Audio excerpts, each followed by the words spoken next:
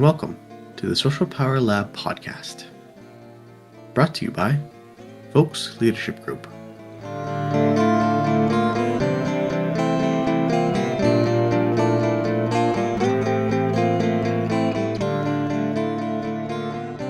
Hello, everyone. Welcome to episode 5 of the Social Power Lab. I have with me, in my personal opinion, the two best-looking psychologists I've ever met, Dr. Ted Vokes and Dr. Amir Talai. How we doing, gentlemen?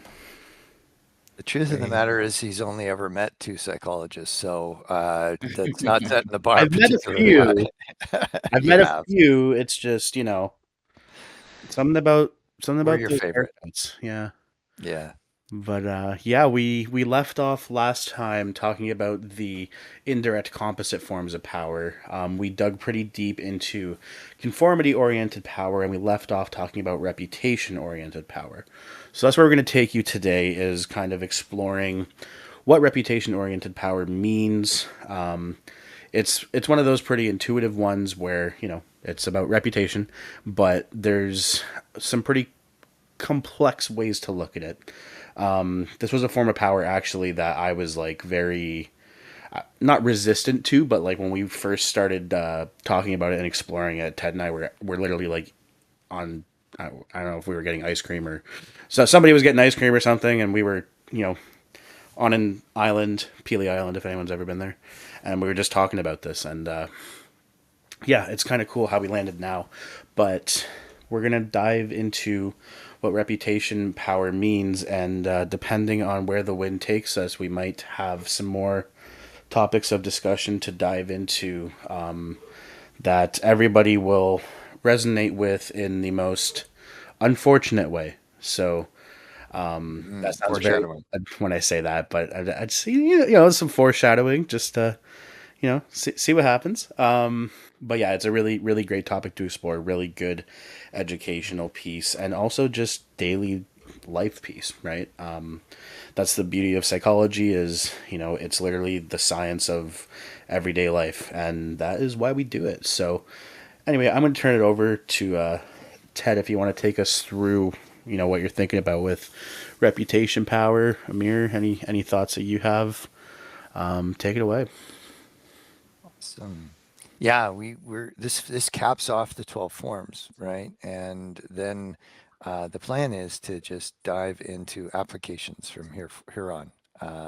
We don't want this to be uh, too much like a PowerPoint presentation or anything like that. And but we felt like we owe it to anybody who wants to listen that we describe what we're talking about with the 12 forms. So we'll finish off with this is the 12th, and then we'll be diving into those applications for everyday life, like Adrian, you just said so well. Yeah. Um, Or yeah. we can make a video of us using all the forms of power against each other, Oh, specifically like throwing jello at each other and then seeing how we can psychologically deconstruct it. But yeah, like that might, uh, that's how I would prefer to use my time, but no, we just joking. reenact World War II, right? With Jello. Reenact World War II. Yeah. So, uh, Yeah, just to remind everybody, all these forms of power work on every single level. So you could take any family dynamic or any international dynamic, and you can use the same 12 forms. But you only know 11, so let's give you the 12. Mhm. Um, yeah, and Amir and Adrian will chime in where I am coming up short. So this particular form is here's how it came to light, right? And it's like we're using all 12 forms anyway. Our task has been to try to tease them out of reality and put them into one place where we can look at them and go, oh, this is how power works. So, where did this come from? I was listening to a podcast, as I'm inclined to do, and it was about a whale hunt. So there's a couple of countries left on the planet that still allow whale hunting, in a measured kind of way and all the rest of it. And this wasn't Canada at the time. And I honestly, I genuinely don't remember which country it was. But the piece that came up was an anti-whaling group that said, announced this country stopped the whale hunt because they heard we were coming. On our reputation alone, the whale hunt was stopped, right? And it was like, wow, right? They didn't do anything other than things they'd done in the past. They just said, "We're coming. We're going to get in the way of the hunt," and the nation, whichever one it was, canceled the whale hunt. And then they said, "But we're going to go anyway because we don't trust them," right? And okay, fair enough. Um, but this was sort of the breakthrough that we were looking for to really wrap our heads around this. Um, so reputation oriented power is, well, what we just described, and it works from the standpoint of people's past knowledge of you and how you are likely to use your power in relation to them or other situations that you're going to be in. So that would be like, you know, oh man, don't bring that up in that meeting because whoa, they'll go ballistic.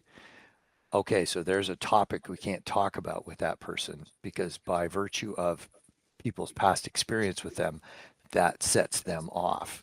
And so that's, and I may not know that. I may go in and say, well, this is a, important topic to bring to the table. And oh gosh, don't, like that'll set that person off. But there's all kinds of other forms of reputation.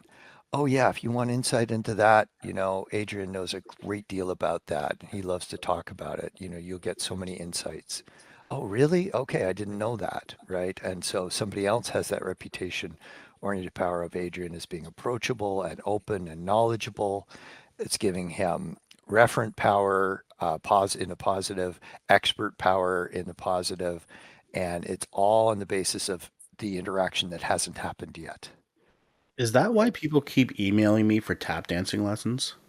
You're well known across the known universe for your ability to do tap dancing and interpretive dance in your leotard. So, yes, it's absolutely why. We put the word out. I mean, I don't know. The only person that saw that video was you, so we're gonna have a little bit of a talk after. But I continue talking about science. Well, will try. You want to bring something in, Amir, before I go on and get myself deeper into trouble? I'm good, thank you. Oh, thank you. Yes, thank you. Yes. Throw. Yeah, I Ted, don't ruin Ted my reputation. Yeah, Ted just walked under the bus. I'm going to just let him keep going. Uh, so, um, so the nuances to this. I mean, Adrian said it. It is a little bit complex, but everybody will get it because we all actually understand all these forms of power. We just they're implicit. So. Um, you may have knowledge of how somebody operates and you will do something with them or not on the basis of your past experience with them. So it's this anticipation of how somebody's going to use their power or not use their power on the basis of past experience, and then it can be transmitted. Like I was giving examples. Oh yeah, go talk to Adrian about it because he knows lots about it, and he loves to talk about it. And so somebody be more comfortable approaching him versus me saying, "Oh man, he knows everything there is to know, but unless you're somebody he considers worthy of him speaking to, don't even try to have a conversation with them." Which would be kind of a flag that somebody was, knowledgeable but somewhat narcissistic, in that you have to be of a certain stature in order for me to speak with you. And that would be a reputation that somebody could have. So the reputation can be positive, it could be negative, it could be mixed, could be well, you got to catch them in the right mood. But if you do, right, they'll be great. They'll support you in your bid to accomplish X, Y, and Z. mhm. Um, you're gonna chime in there, Adrian? You got a thought? I Yeah, can see it. and let me know if this makes sense because this is just a thought that I'm kind of coming to right now. It's almost like with this form of power, your reputation, it's not really up to you, right? You Yes. contribute to it absolutely, right? But it's not the same as reality shaping power, because reality shaping power is like a very direct, like, I'm Hmm. trying to shape your reality, right? Here are my thoughts and opinions. Here are, how I'm going to shape your reality and, essentially provide this view of how I see things, and you're going to take it or leave it, right? But reputation, it's very indirect. You don't really choose, because your reputation is essentially created by minds outside of your own, right? Your Exactly. behavior contributes to it, sure. Like behaviorally, your actions can contribute to your reputation, but it's not the same. And that's why I kind of, called it my point to Ted on Peely Island with the golf carts and the ice cream was, it's like an indirect form of power that you have because you're not directly making power attempts with it, right? It's really interesting in that regard. Because yeah, reputations can go so far and wide, right? They can be small, they can be really big and important. it just Yep. it just really depends. Well, and it can be absent. So we were doing supporting personnel selection for a large corporation. They were looking for a new CEO, and we played our hand in that. We know the corporation. We do, screening for, well, as we're going to be talking about later, dark personality traits and things like that. And the person that was the successful candidate was not known in that particular industry. And so everybody, when the name was announced, went scrambling to Google this person to figure out because none of us had heard of them. So is this a choice we're going to be excited about? Is it going to be a choice we're going to be fearful of? They're looking for data on this person's, profile of how they use power. Now, nobody says it that way, but they're looking for data on what's this person like. It was a person from a different industry. They were able and the person actually had a really great reputation, and people became excited as opposed to fearful. And yet they still hadn't even met this person, but they'd already set in their minds, oh, maybe this is a really good thing. You know, we had a great CEO who retired, and it looks like the board of directors and senior team is hopefully made a good selection. Now, reputation will not supersede direct experience. So they'll either say, well, they said this person was going to be amazing, but it's not my experience. Or, well, they said they'd be horrible, but I really found them very supportive in that meeting, right? So reputation doesn't tend to supersede personal experience. And then that's building a new reputation effectively amongst different people. And you could, Adrian, going to your point, have a great reputation with some people and a really bad reputation with others. It's not Mhm. uniform, right? And there's a whole lots of nuances because if I am unaware of my reputation, I may not be leveraging it. I may assume that I'm not known to anybody, and people are like, "Oh no, this is so and so," and you know, here's how they're going to be, right? And their reputations could be based on stereotypes of professions or stereotypes of different ethnic groups. They can be based on personal experience. Oh, I worked for Amir for 5 years. He was a great boss. You're going to love it, right? Or oh well, Dad, he is X, Y, and Z background to him. You can't trust those kinds of people. He must be a poor team member, poor leader, whatever.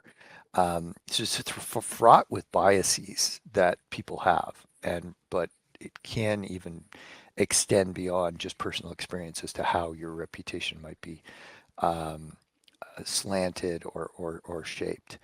Um, so you may imagine that you have a reputation that you don't. You might be accurate about your reputation in the eyes of people you're going to interact with, and you may have no clue what your reputation is um, with people. And it really is out there.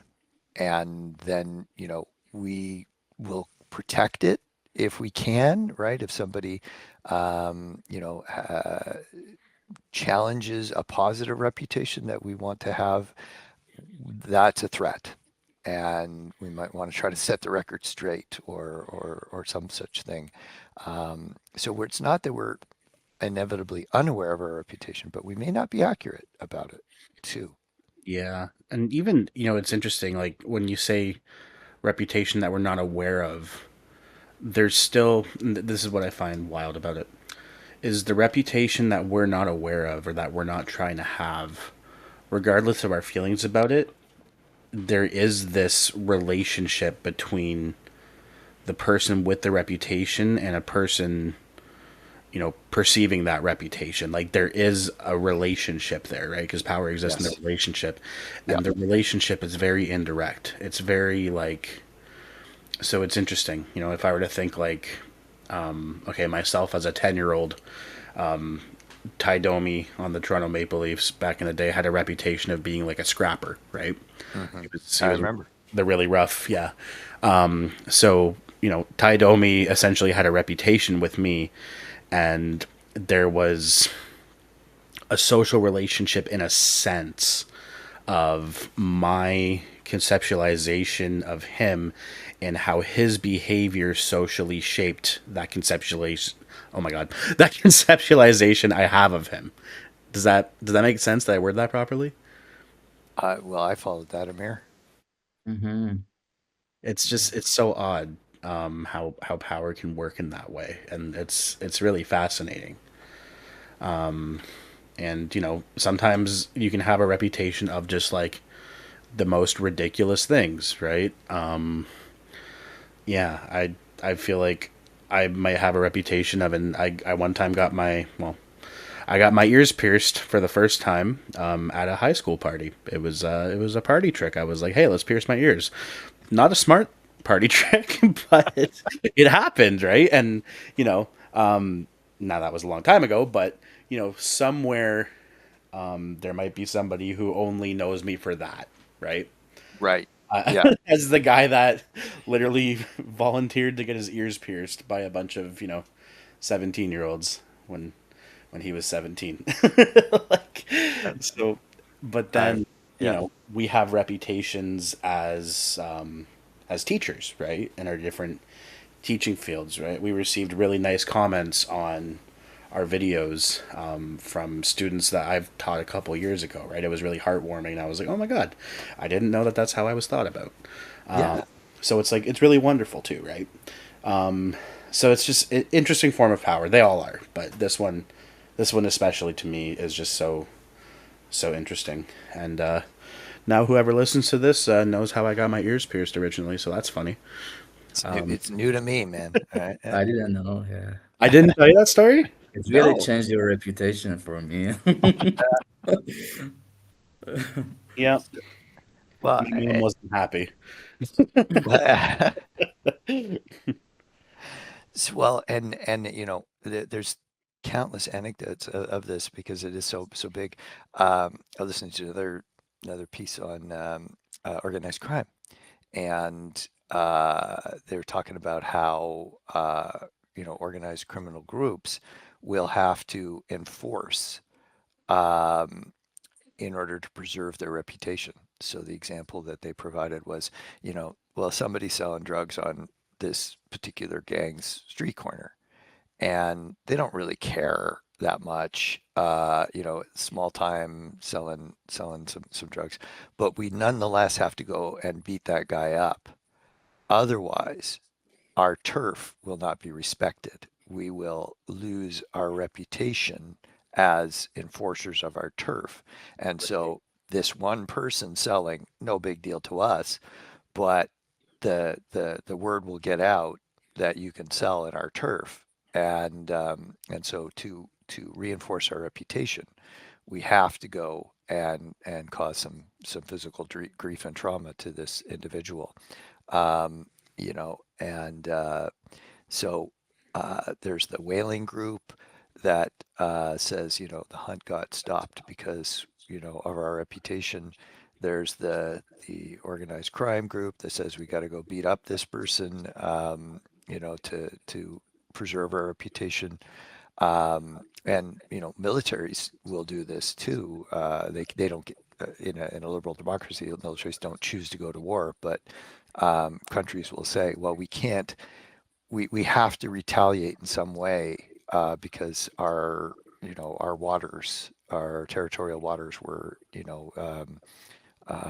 infringed upon. There's people fishing in our territorial waters. We've got to go and force against those a couple of fishing boats because we have to have a reputation of enforcing this, whatever it is, 200-mile limit, or whatever the international community said it is. Um, and it can be that well, don't sue them. They've got a lot of money and they love a good court case. So take your lumps and learn your lesson, and don't sue them because they'll take you for everything you got. They have all the high priced lawyers in their back pocket. So, um, or just a family member, they're they're they're fantastic. They would give their shirt off your back. They will be there for you, and everybody knows that of that particular family member. Maybe it's a family culture, and it's a whole family that has a reputation of contributing to the community, helping people in need, things like that.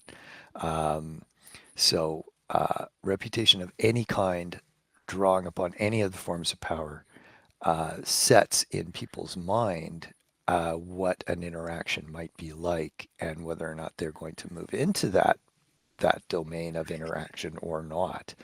Um, and yeah, we can be surprised by the reputations that we have, both for the good and sometimes not for the good. Uh, th- Yeah. this feels Even like an Amir time, but go ahead, Adrian. yeah, in Amir time. I'm ready for Amir time.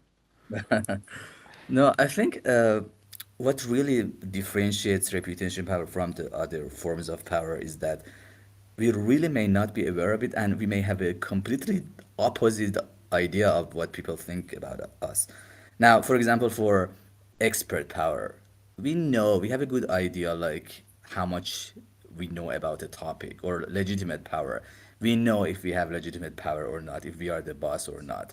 But for reputation power, really, and it's not that we may not be aware of, we may have a opposite understanding of our reputation. That's the problem with reputation. And especially like if you're a leader, a manager, someone that people may not give you their completely honest opinion or feedback, and you may think they do, but they don't because you're the boss. And so, especially in those cases, we need to make sure we actively seek feedback to have a better idea or more accurate idea of the kind of reputation we have in other people's eyes. Because people who are very close to you, or people who you trust, may actually not give you their honest feedback. And that's maybe a paradox, that we think that, okay, I trust this guy, I'm going to ask him or her. But if they're so close to you, you may not get really what your actual reputation is. So that really emphasizes on the importance of, again, actively seeking feedback that may not be uncomfortable for you, to make sure you know you have a good or accurate idea of your reputation. Now, Yeah. So true. like, Good. yeah, so people who are probably more egoistic or self-absorbed probably have a like more positive understanding of their reputation compared to what actually other people see them. And on the other hand, people who are very humble, or like maybe they suffer from imposter syndrome or things like that, may have a less admirable view of themselves and think others don't see them as interesting because they don't see themselves like in that way. So it's really important to understand that what I think people think of me may not be true. And and again, another interesting thing about reputation power is that it doesn't matter if you care about it or not. Regardless of how much you care about it, it will work for you or against you. Yeah. And in some ways, it also shapes the other's reality. I mean, it's related to the reality shaping power as well. Yep. So, for example, if everyone says something about you, even if they have an opposite experience with you, they gradually start to feel that maybe they are wrong and all other people are saying the truth, and they change their opinion. So it's also related to conformity power. So your reputation can shape reality and make people conform to that reputation against their own personal experience with you. So that's how powerful this form of power is. Mm, really well put. Yeah. So, so yeah, I've, we're down here in Windsor, Essex County, and I've lived in many of the smaller communities plus Windsor over my life down here in the southernmost part of Canada. And I was told I'm okay. So I'm an introvert. I don't honestly. I love to interact with people in the work context. People often mistake me for being an extrovert when we're training or when we're teaching. And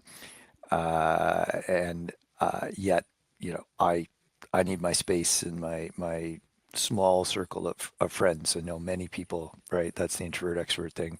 At some point, we'll talk about personality and power, but that's just to set this context. So when I move into a new place, I like to be polite to people, but I don't really think that anybody's noticing me, and I'm not out to try and make a bunch of friends. And so I moved to this particular community, and the woman who cut my hair was very extroverted and knew everything going on in this community. And so it was a small community. It was a agricultural based kind of community, as many of them are down here.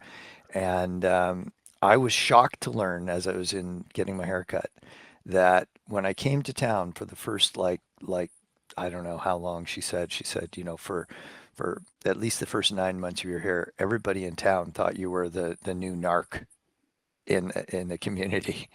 And I'm like, and if you don't, a narcotics cop, right? Undercover, right? So I wasn't from the community. I guess I had shorter hair and whatnot. I don't know. Although that wouldn't be a good cover if you were actually going to be an arc, You were just given narc energy, I guess. I was. I don't know how I exude this, and she was laughing and telling me what my reputation was. But it was based purely on, some kind of stereotype because I have not ever served as a, peace officer, in any capacity whatsoever. Um, so there's an example of like a fictional reputation, if you will. And so people were polite to me, in the grocery store and whatnot, but nobody was sort of approaching me, and which I was fine with as an introvert. I'm good to, but yeah, I had no idea that anybody would even notice me. Never mind assume that I was, a police constable. Um, and so it can be rather the reputation doesn't have to have any congruence with reality, if you will, Mhm. Yeah. right? Um, and I was certainly surprised by that. But then I moved to another community. I built a house there in that community, and I found out later that the developer of that subdivision um, really wanted me to buy in that subdivision. I had no idea. I mean, of course, he wants to sell a house. Of course, he does. Um, but what he wanted to be able to do was say, "Oh yes, there's a doctor who lives in this community." And so he was leveraging a stereotype to draw other people to it. And I found out that because there was an OPP officer who built a house across the street from me, and that developer was using, oh, there's a police constable or OPP officer, and there's OPP is Ontario Provincial Police for anybody who's not local here, and so that he was using sort of status that he felt would draw people to want to buy in this community. I had no idea we were being leveraged that way. I told my friend Daryl, the OPP, constable, that we were selling features, if you will. That's very indirect, because it's, you know, I yeah, mean, imagine like, he was probably saying it's the safest community. Like there's a doctor and a narc in the same house. right. He Like didn't care what kind of keeping the doc, community safe. right? Yeah. So, yes, reputation is in the eyes of the beholders, Well, and yeah, you can If I try to shape ever it. sell my house, I know what I'm doing now. What's that? I'm gonna say there's a doctor in the area. Oh, right. Yes, an OPP officer. It'll Yeah. be Dr. Amir. Yeah. Perfect. and it's interesting that we don't have one single reputation among everyone. So among different groups of people, we may Hmm. have different reputations. Like for example, you may have a positive reputation among your clients or customers and a terrible reputation among your coworkers. Or for example, I know some like professors that have a very positive reputation among their undergrad students and a terrible reputation among their grad students. So Hmm. it's really important to know that if you are sure that this is your reputation with this group of people, don't just assume that that's your overall reputation among everyone who knows you. So, It's a really good point. Yeah. And even like in the different subcultures that we occupy, right? It's kind of funny. Like when I think of myself in the context of when I was a teacher, you know, the reputation that my students had of me, kind of going back to personality, I was teaching them about personality type, and we were on the thinking and feeling dimension, which we'll explain somewhere in this podcast. Oh, yeah. And they all thought that I was a thinker, right? Hmm. I mean, you guys would probably laugh at that because it's like, I'm clearly a feeler. And that was just their reputation of me was just I was like super to them. I was like super scientific and like And you really are. But intellectualized everything. I mean, yes, yeah. but it was just really funny, and that was my reputation among them. But then in the music community, you know, reputation can be that I'm like the super nice, goofy guy who also plays an instrument. You know what I mean? Like it's just, it's funny how it can be. And yeah, Well, think back to elementary school where certain teachers had reputations and you were like terrified of oh yeah, getting into, ours mhm. was, Miss Finlayson. She was the terror.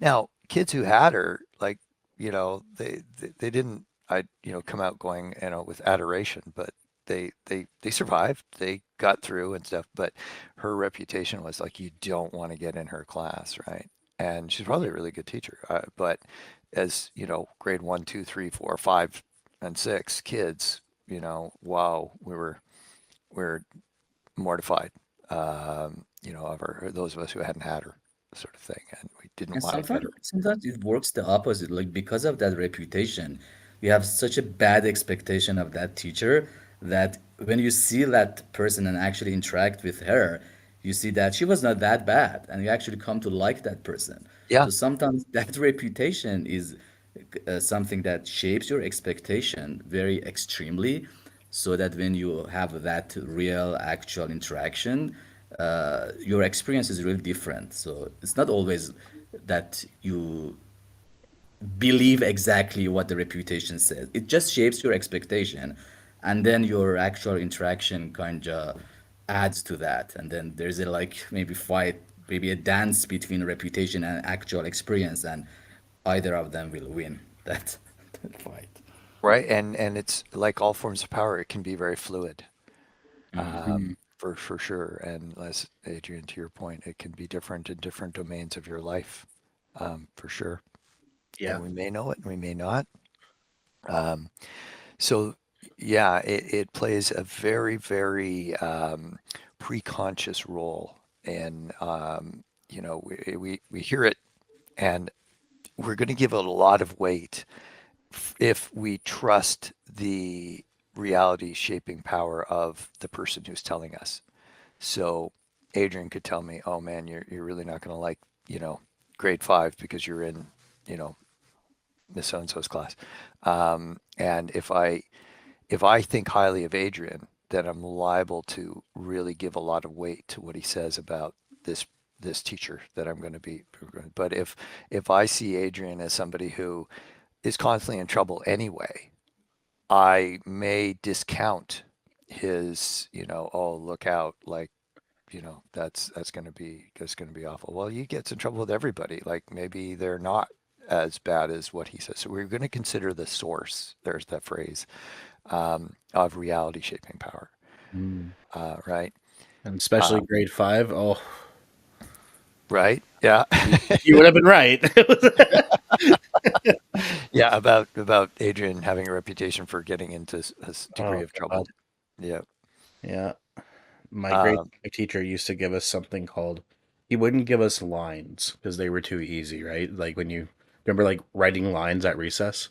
hmm I hmm will not interrupt class. And you had to just write like that sentence like whatever, 100 or Over. 200 times.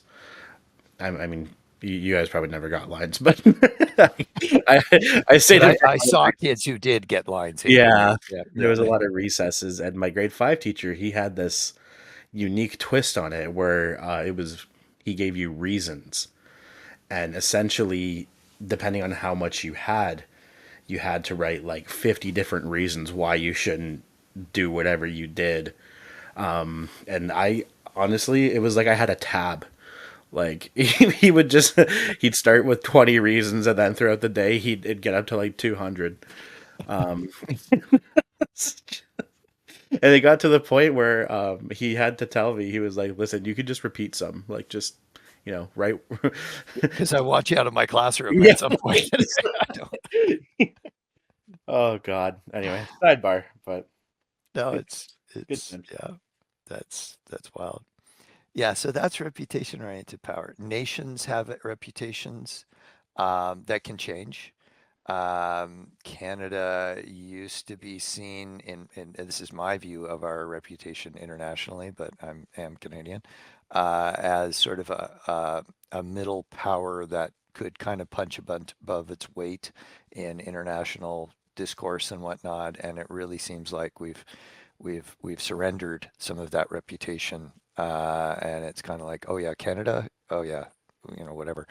Um, reputation isn't, it has to be sustained by probably by evidence, because it can change and it can change for the better, it can change for the worse. And I could be wrong about that reputation. I'm not a political scientist, but I kind of listen to them.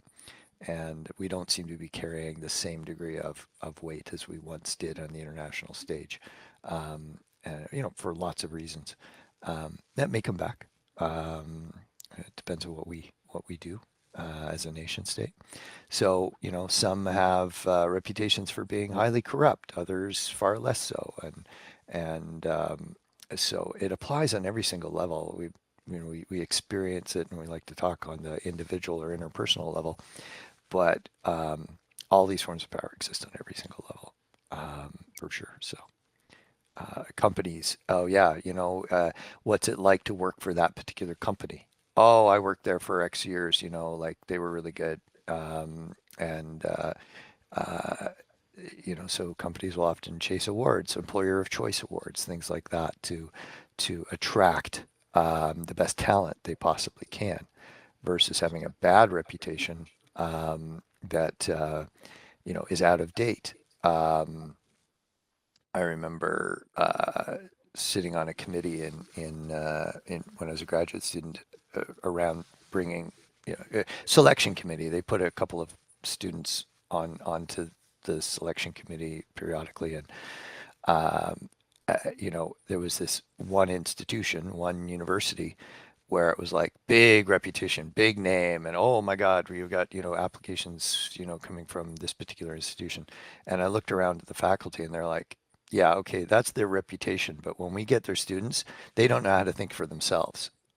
So this is an institution that is world renowned status and reputation. And so you would assume that a student coming from that program would be, brilliant and genius and all the rest.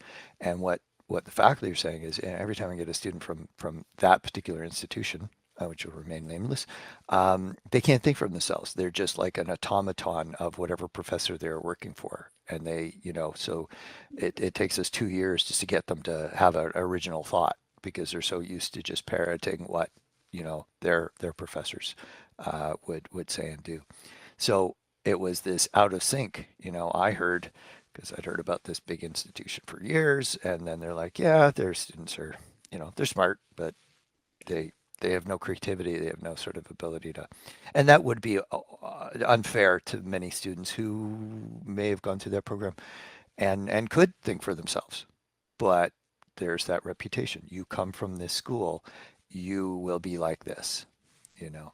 Um, and I spent some time in the military reserves, and people would make assumptions about me on the basis of the stereotype of what somebody who would go into the military would be like, and people would go, I can't imagine being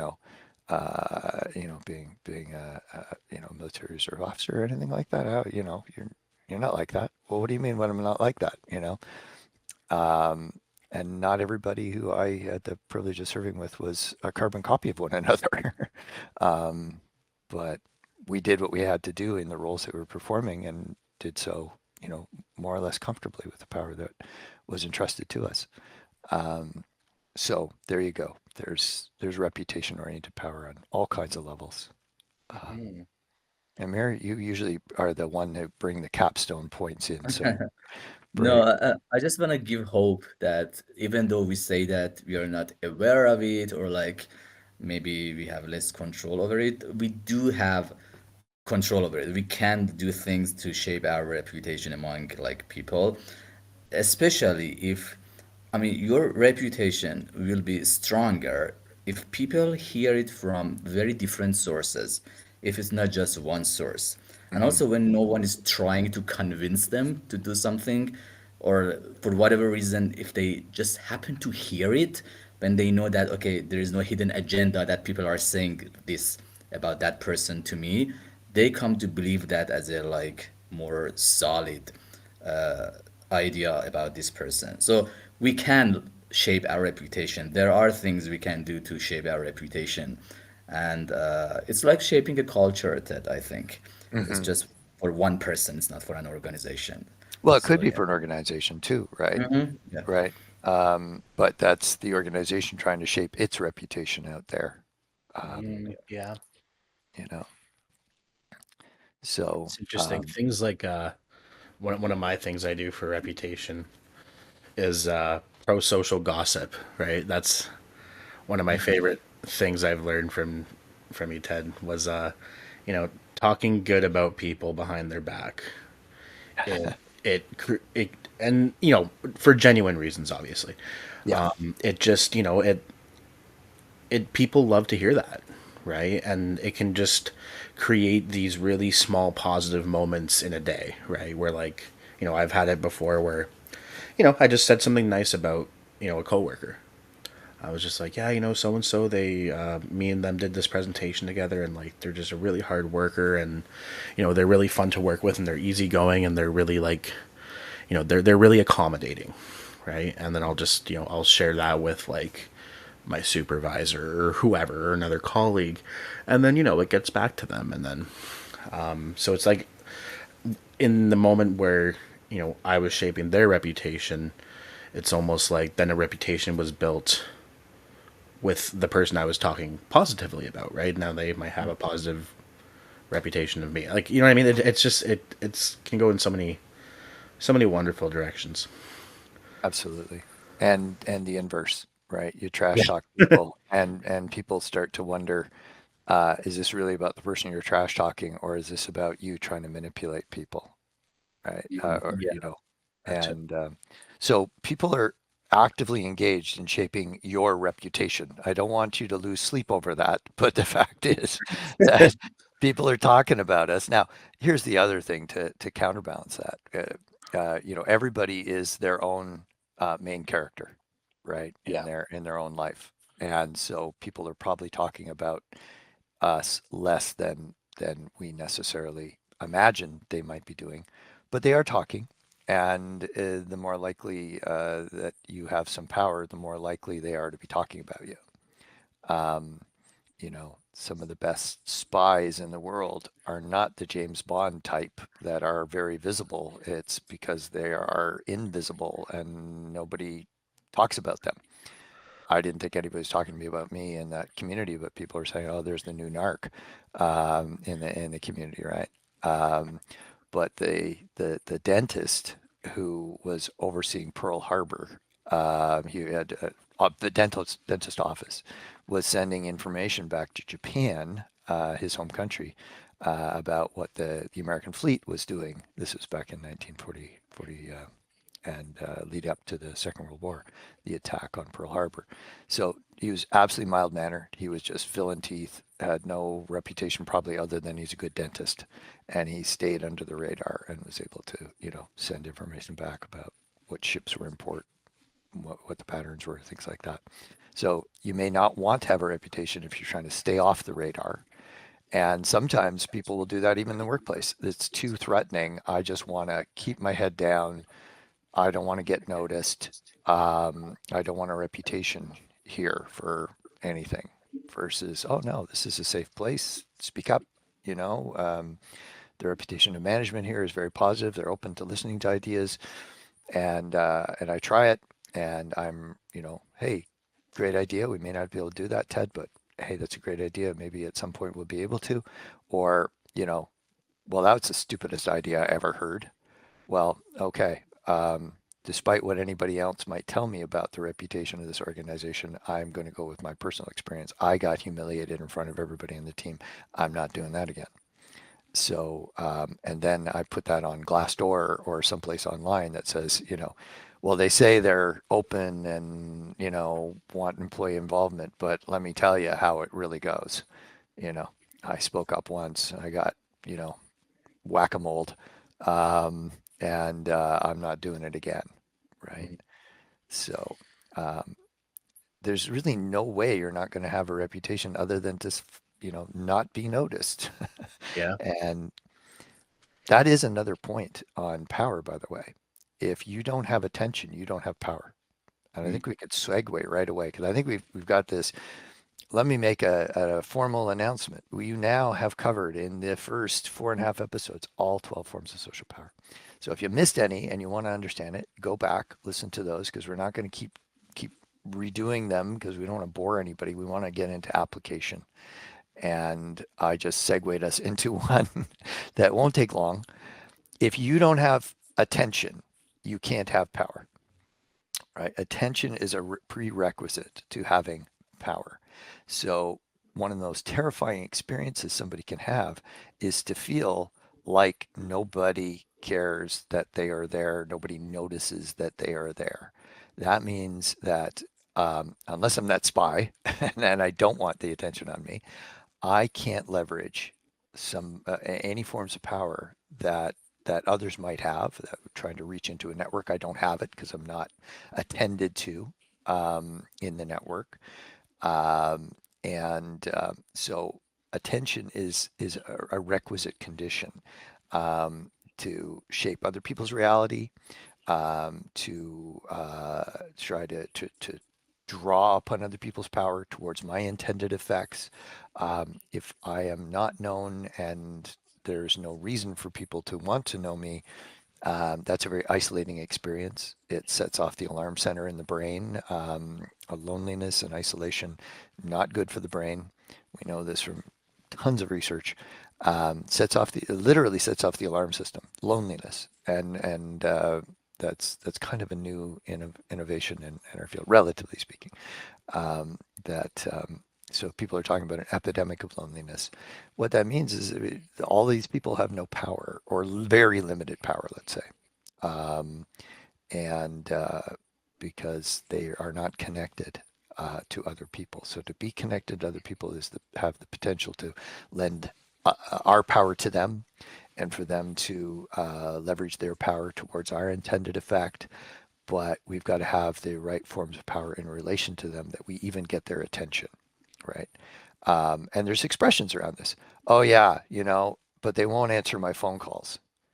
That's basically saying, yeah, I'm not giving you any opportunity to shape my reality, Ted. I'm not even picking up the phone when I see your name come up. Versus, oh yeah, if I call the mayor, they pick up, right? And that's kind of a boast, but I have the attention of the mayor. you know, and so attention is um, a limited resource in for the brain, and without it, you really don't stand a chance of exercising power. And people come up in professions and they get more and more attention as they have more interactions with people and more successes and demonstrate competence. Right, expert power. Oh yeah, Amir really solved that problem for us, and call him anytime because he's got the goods on this. He can be really helpful. And there's reputation-oriented power being shaped, and expert power. And oh, he's open, so there's he's kind and friendly. So there's referent power, positive referent power in play. So gentlemen, chime in on attention because it doesn't have to be a long discussion, but I think it's an important one to Yeah, demarcate. it definitely is. And in the last 10 minutes here, attention's a really good piece there, and it's so neurological as well, right? So much prefrontal cortical activity. And yeah, like if you think about it, like even just think about a baby, right?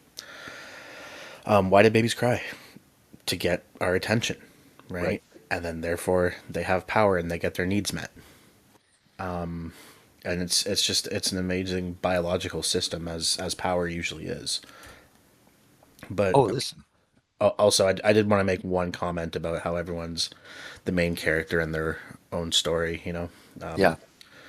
Amir's the main character in my story, but Oh, he's the main character in all of our stories. Let's face it. I Yeah. mean, yeah, but yeah, Amir, you want to talk about attention? I'm paying attention to you now. Yeah. No, it actually reminds me of a quote or a saying that they say like all the water in the ocean cannot sink a ship unless the water gets in the ship, unless you put a hole in the ship and the water can get inside. So that hole is attention. So if there is like all kinds of threats around you, all people are trying to abuse their power towards you. If you don't pay attention, if you act as if you don't get what they're doing to you, you will disarm them. So probably the best way to kind of, if you want to make sure people cannot exert power over you, especially if they're trying to abuse their power toward you, the best thing you can do is to somehow show them that you are not influenced by their power attempts. And to do that, just make sure you show them that you didn't see their acts, you did not pay Right. attention.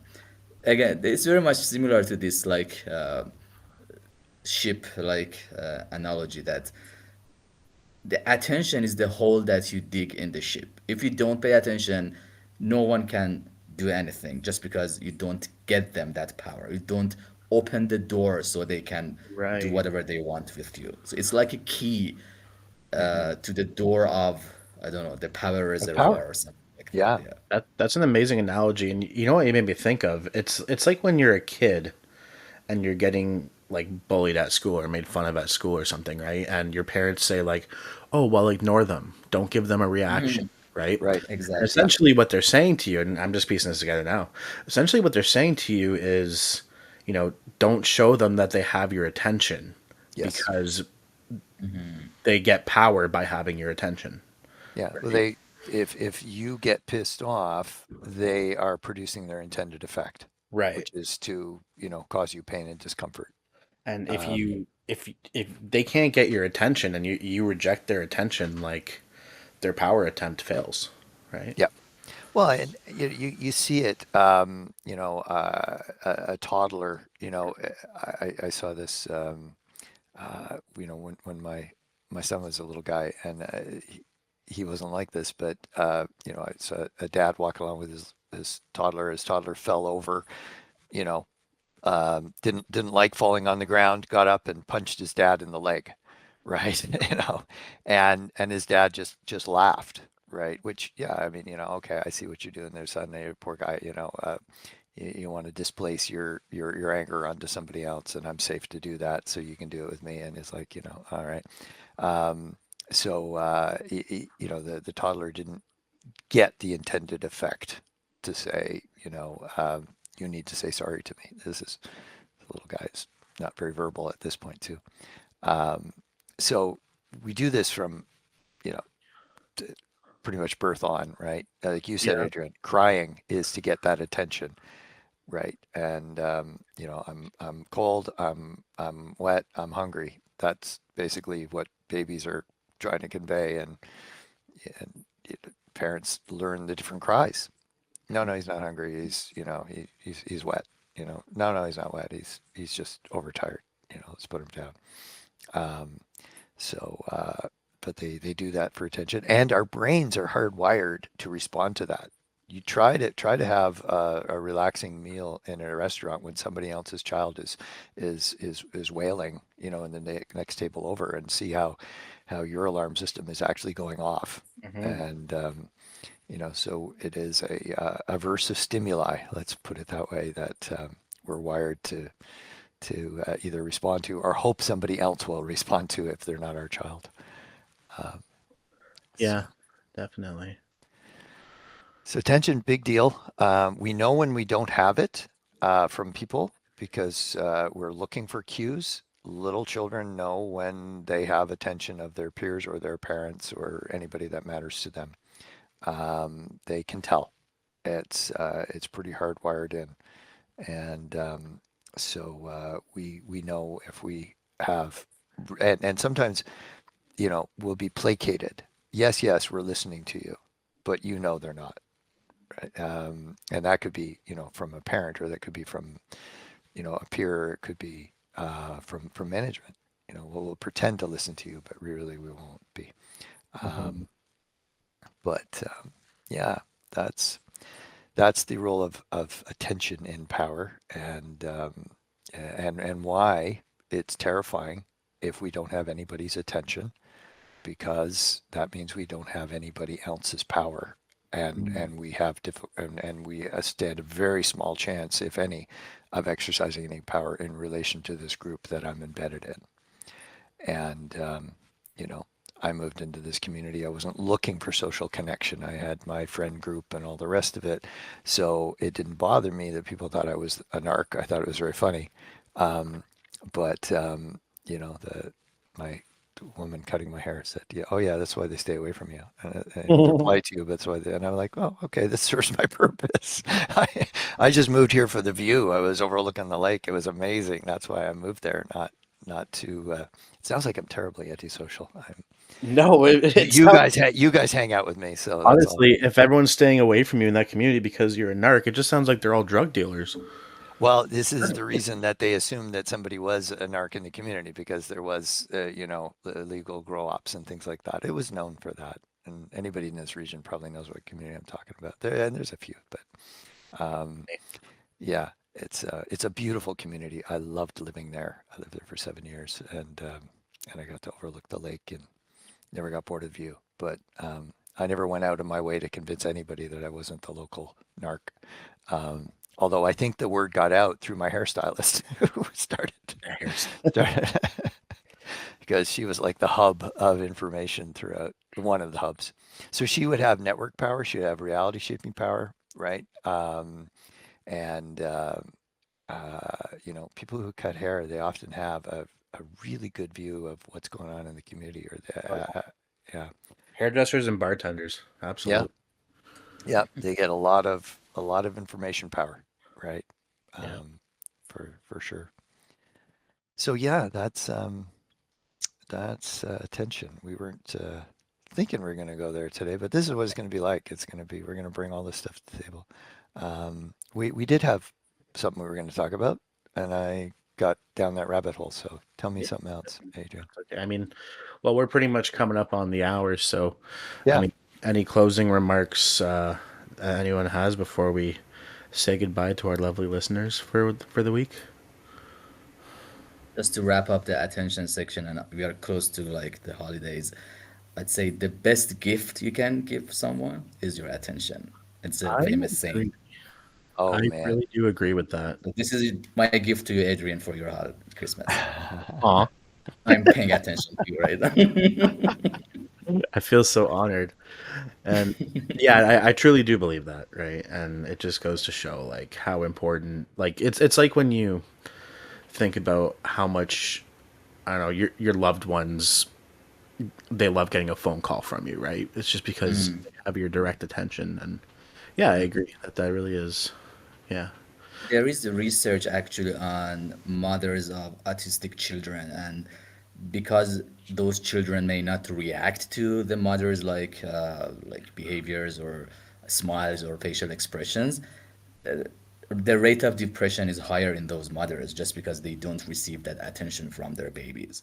Yeah. So it's yeah everywhere. It's not just among two friends or like family members. It's like between you and your kid, your baby, between you and your pet, and everything. So And yeah, no, because even, moms of children with autism that I've spoken with or worked with, because that's what I used to do with kids with autism, it's a very difficult process, right? And that's how you can kind of see the antecedents for autism is when, the kind of cues of bonding isn't there, right? The eye contact isn't there, the facial expressions aren't there, the verbal responses to your verbal cues aren't there.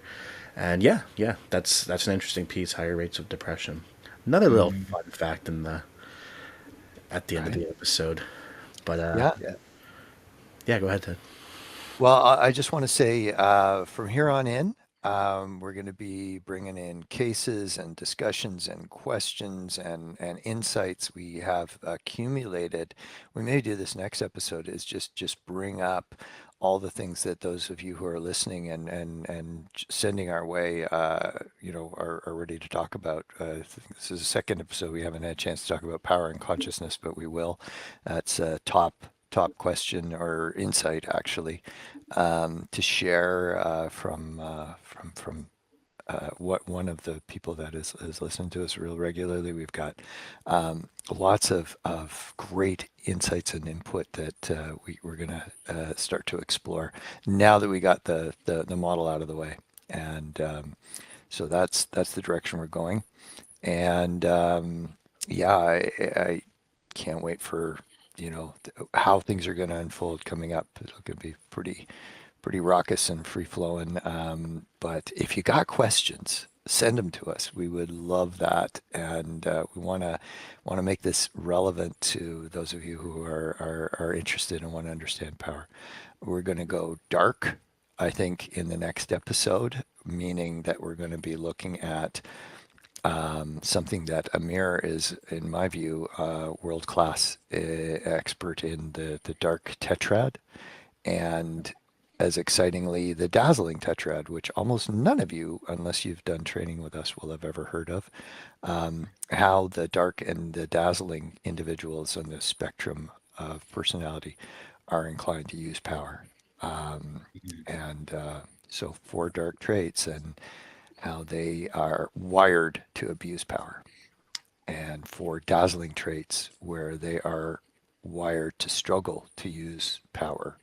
Not that they can't, but that they're almost held back by their own sort of internal drivers. And Yeah. so, Have a hard so time stepping into their power. yeah, Yeah. that's it. So if you've ever had a boss and it's like, I wish he or she would just do boss things, make decisions, but they don't. You may have been, in a situation where somebody is leaning into the dazzling side of personality, which is again entirely Amir's discovery. I can't put it any other way. He literally the discovery of the dazzling. The dark tetrad has been around a little bit longer, and we know a lot about that because we deal with that in workplaces. And there's countless examples of how people with dark traits orient towards power and use it for extremely self-serving purposes. So if you've ever had somebody who abuses whatever power they have or tries to even get more power so that they can use it for self-serving ends, that's going to be part of our discussions going forward. So send us questions, send us insights, send us ideas, and we'll make sure that they work their way into all the subsequent episodes because we got the core down, we got the foundations down. We can move on and explore what it means everyday life. Absolutely. Well, I think that's the end of the That's a show wrap. for today. But yeah, thank you everyone for listening. This is Vokes Leadership Group bringing you the Social Power Lab, and we will see you next time as we dive deeper into applications. And it's going to be a fun ride. It's going to be a fun ride. Absolutely. So we'll talk to you all soon. Thank you, gentlemen. Yeah, thank you. Take care.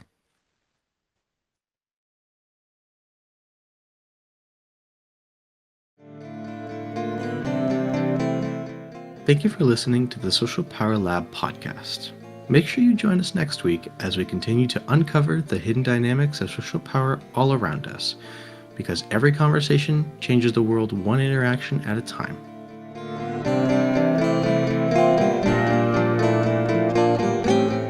You can listen to the Social Power Lab podcast on Spotify under Social Power Lab, on YouTube under Social Power Lab _VLG, and on LinkedIn under Vokes Leadership Group. Thank you and have a wonderful day.